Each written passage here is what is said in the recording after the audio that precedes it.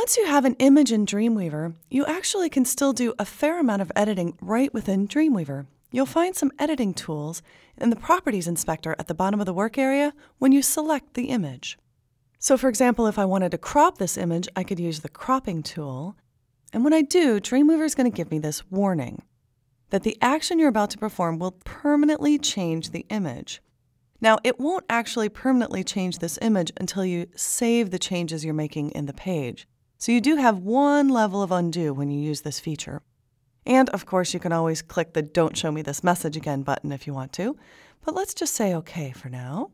The cropping tool in Dreamweaver works much like any cropping tool you might have used in another image editing program.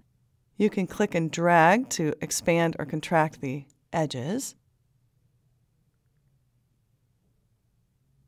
And if you click in the middle, you can move it around. So when you get it where you want in terms of cropping, you can simply double-click to actually make the crop. And if I undo right now, I do have one chance to reverse that action. But remember, as soon as you save your page, that crop is saved and the image is forever changed. There are a couple other simple editing tools here like brightness and contrast. Again, Dreamweaver letting me know that this will actually change the image. But you can make an image a little brighter, give it a little more contrast.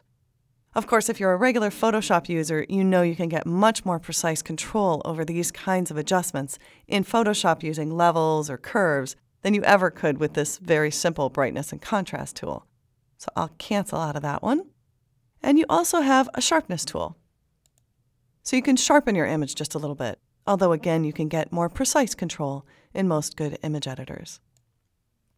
So if you wanted to go back to your image editor and make more changes to this image outside of Dreamweaver, you might appreciate this little icon. If I click on the Photoshop icon here, look what happens. Dreamweaver not only launches Photoshop, it opens the image in Photoshop. So now if I want to make changes here, let's say, for example, I want to put a border around the image. I can go up to Canvas Size, and using standard Photoshop tools, let me just add a 5-pixel border around the edge here. And now you see I've got a nice thick black line. You can do this with styles in Dreamweaver, but to show you how this works, now let me save this in Photoshop. I'll keep the JPEG option set to 8 there. And when I switch back over to Dreamweaver using Alt-Tab or Command-Tab, you can see here now the same image with the border I just added in Photoshop.